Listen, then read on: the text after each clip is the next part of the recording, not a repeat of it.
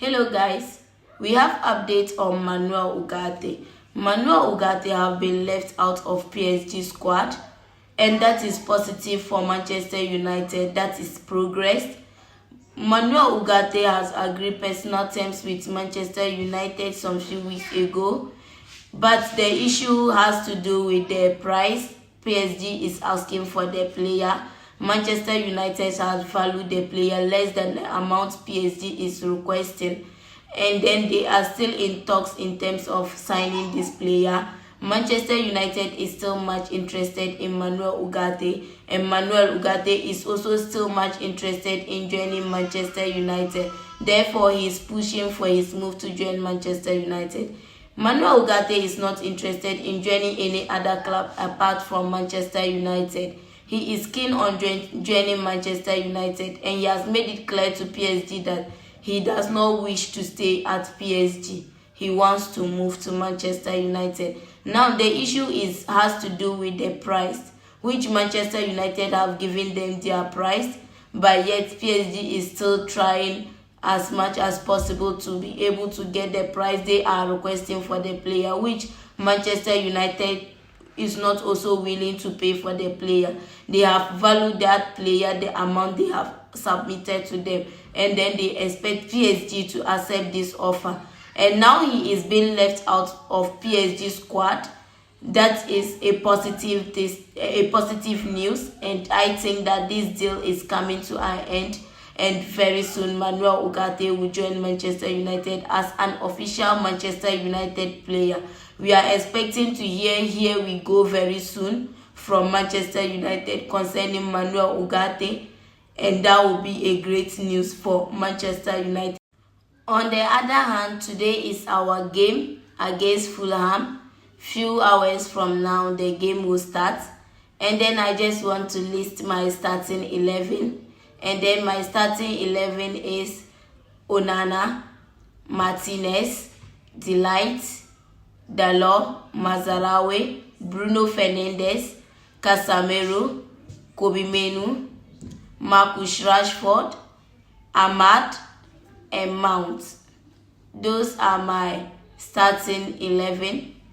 I don't know of you. You can also let me know in the comment section who do you want to start ahead of the other. I know a lot of people may say, why am I starting Marcus Rashford ahead of Garnacho? Everybody is entitled to their opinion, but to me, I think Marcus Rashford still deserves the chance to start. He didn't finish very well in our last game, but he played very well. And those are some of the things you should look at throughout the entire season. The preseason, he keeps on improving each and every game. He is able to make certain key passes that makes him outstanding. And I think that giving him a chance to start is not a bad idea. And that doesn't mean that Marcus Rashford starting means he has to play the entire 90 minutes. He can be substituted in the first half, after the first half. So for me, I still think that Marcus Rashford should start ahead of Garnacho. You can also let me know who you think should start ahead of the other.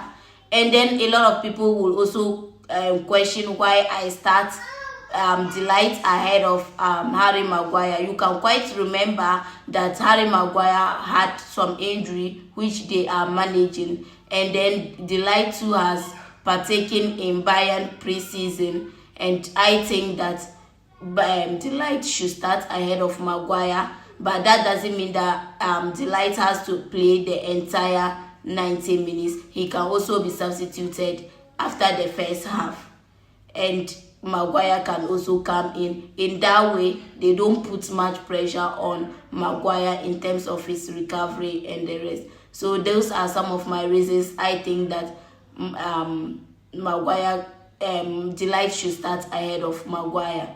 And with the aspect of Marcus Rashford, let's not forget that he is still a good player. He is able to give good passes, good key passes.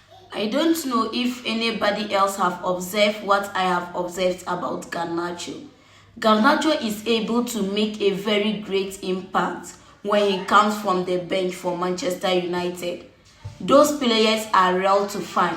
that when you need a player that will come in and change the game, Garnacho is one. So me starting Marcus Rashford and then putting Garnacho on the bench for him to come on is what I have observed about him. Whether he starts or he is being substituted, he makes a great changes. He is able to make a very great impact coming from the bench than Marcus Rashford when he comes from the bench. And those are my observation. I don't know if anybody too has observed this, because I have observed that anytime Garnacho comes from the bench, he's able to change our game for us.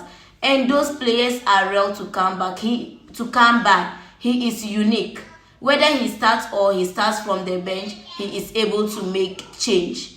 And those are some of the things that the coaches also sometimes look out when they are starting their players and those they are putting on bench. Sometimes they try to look at those on the bench. What great impact do they have when they come into the team? Are they able to change the game when they need them critically? And if the coaches realize that yes, even when we put this player on bench and then we find out that we are later struggling and we bring that player in, he is able to change the game for us. He is able to make a great impact. They can decide to say, okay, this player should start. Let him be on the bench and come in at this particular time.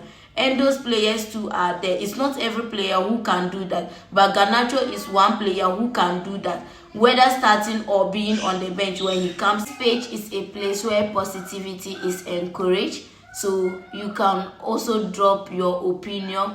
Who do you think should start ahead of the other in terms of today's game, which will be starting in few hours from now?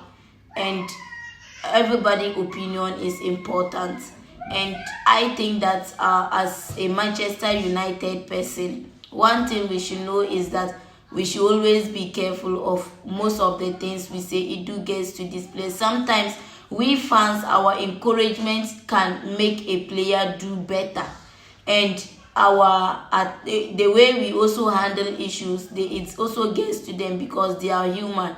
So I think that if we want our players to perform better, we should not be the cause of their downfall. We should rather encourage them. Let's concentrate on what they are doing positive, and then that will encourage them to correct where they are wrong. But if we ignore where they are doing, where they are positive, where they have put on their best, and then we concentrate on where they are not doing best, it's rather deteriorates their condition. In the person of Marcus Rashford, yes, he didn't finish very well, but you cannot also dispute the fact that he also played very well during that game. He didn't finish good, yes, which we all saw, because he had like 2 or 3 chances which he should have converted to a goal. He didn't do in our last game, but he also played very well in the game. So as much as we are talking about his negative aspect where he didn't do very well, we should not also forget to talk about the positive aspect where he has done well, and this will give these players encouragement to even do more.